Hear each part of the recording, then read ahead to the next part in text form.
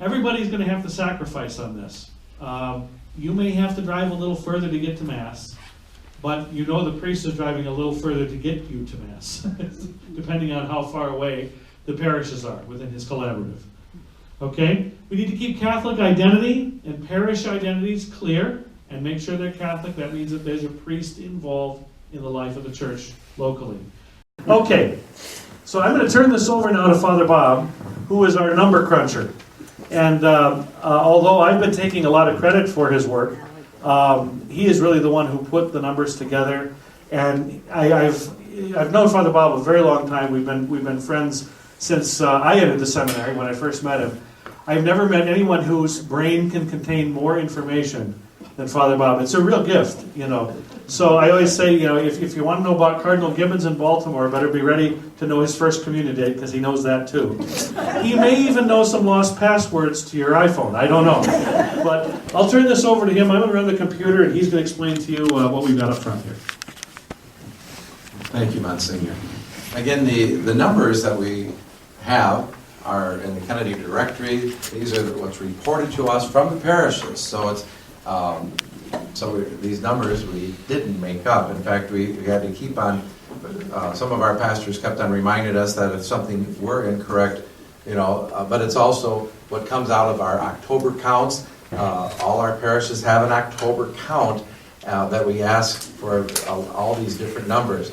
The number, there's two different numbers we do work with: number of families and the number of individuals. And now with computers today, those numbers come up pretty easily. And also another number that we presented to the priest and the various groups that the bishop mentioned as this, what our parish churches can hold. What's the size of our the capacity. So here at St. Monica's, that number, or at St. Catherine's, there's a particular number. And so we have the collaboratives. You could just talk about the distances, all the factors. Certainly. Okay.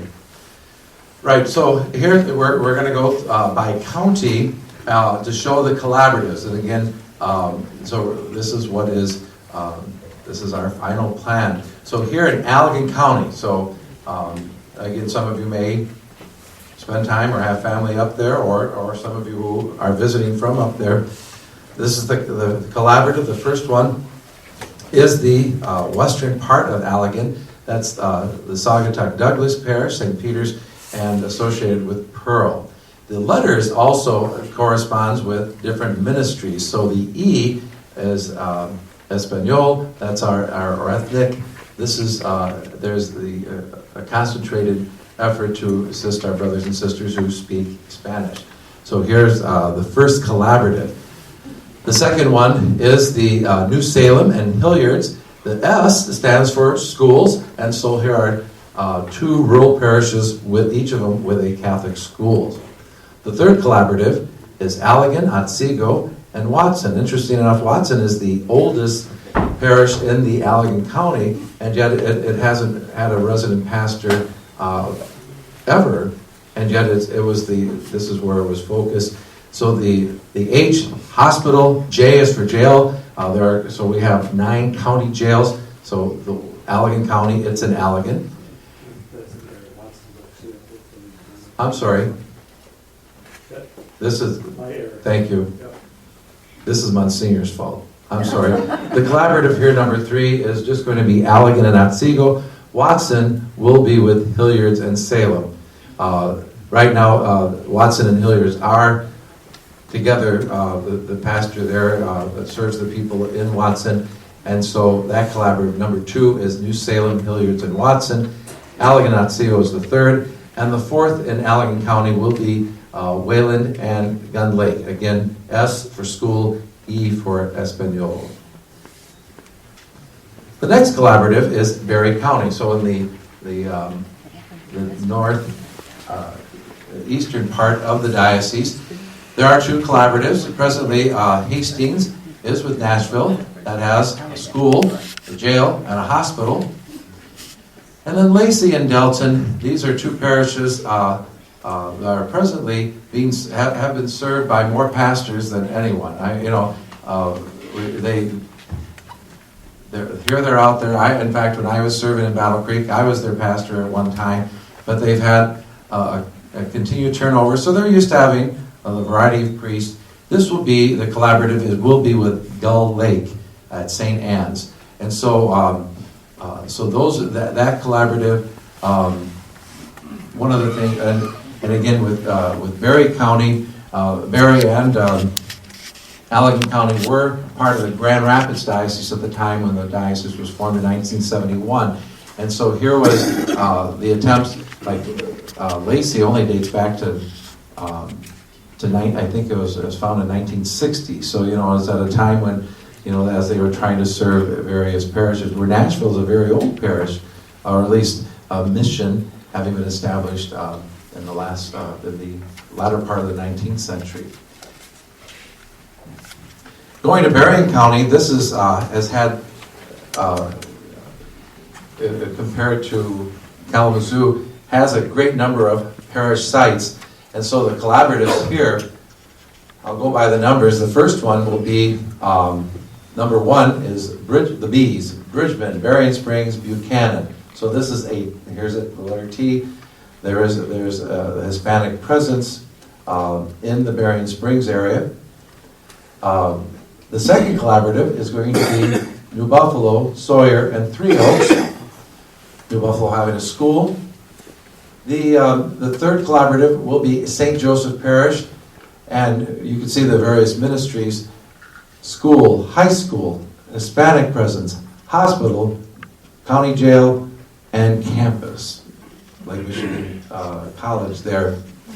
Benton Harbor, St. Joe, St. John, St. Bernard's has been together, and number 5 will be here in Niles, a school, Spanish, hospital. There are 2 parishes here, St. Mary's and St. Mark's. The collaborative will be there.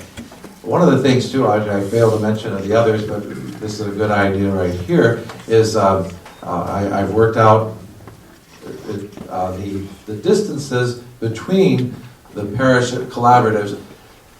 We try to get them as best we can. Again, we haven't shifted any parish sites, but they're usually within, it could be as small as 5 or 6 miles between collaboratives, but when we get in some of the rural areas, it could be as much as 20 miles between collaboratives. But again, these numbers, one of the things, for example, like St. Joseph's Parish is our